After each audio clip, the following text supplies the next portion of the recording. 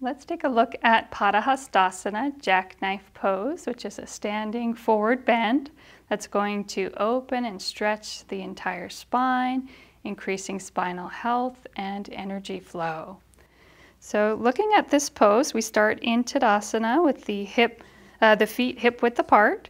And to enter, this pose has two phases. The first phase, we're going to inhale, circle the arms out and up, stretching tall through the fingertips. On the exhalation, we can circle our arms out to the sides while we hinge from the hips. So the first phase of the pose is all about tilting the pelvis forward, getting a nice straight spine, as far as you can go comfortably with the natural curves of your back. And you can bend the knees if you have tight hamstrings or you experience lower back discomfort. Otherwise, keep the legs straight, the knees soft. If you have the tendency to lock your knees, then you might have a slight bend in the knees. You can also contract your quads, lifting the kneecaps up a bit to support the knees without pushing them backward into extreme extension. Now with the legs straight, if that works for you, spine nice and long. With each inhalation, Karen can lengthen her spine a little bit more. With each exhalation, she might find that her navel moves closer to her thighs, spine still straight, and the neck is included with that length. And this is the first active phase of the pose. Now we'll look at the second phase. So taking one more deep breath to lengthen before she exhales and releases the upper body over her legs, allowing the crown of the head to release toward the floor. There are different places where you can put your hands. You might grasp the backs of your knees, calves, or ankles. We're not using the hands, however, to pull ourselves forward. We don't want to force the spine to round. You can also wrap the first two fingers of each hand around each corresponding big toe.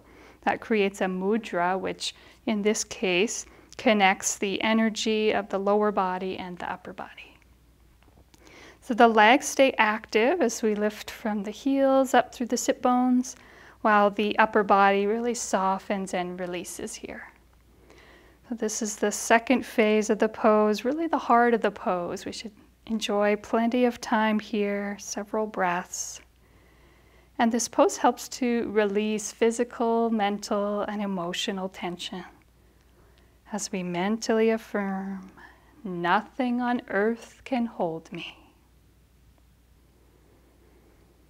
And to come out of this pose, we can bend our knees, press our feet into the floor, engage our lower back muscles as we inhale, circle the arms out and up, exhale as we return to Tadasana.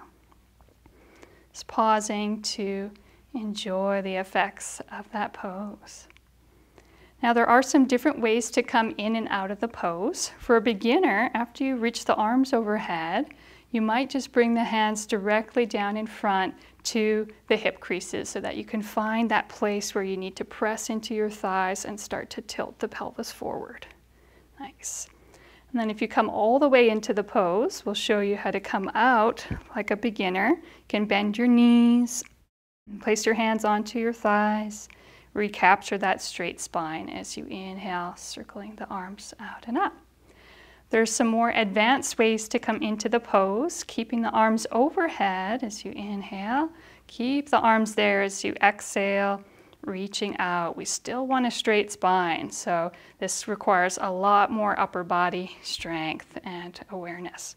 And then to come into the full pose, we would exit in a similar way. Inhaling, sweeping the arms forward and up and out to the sides.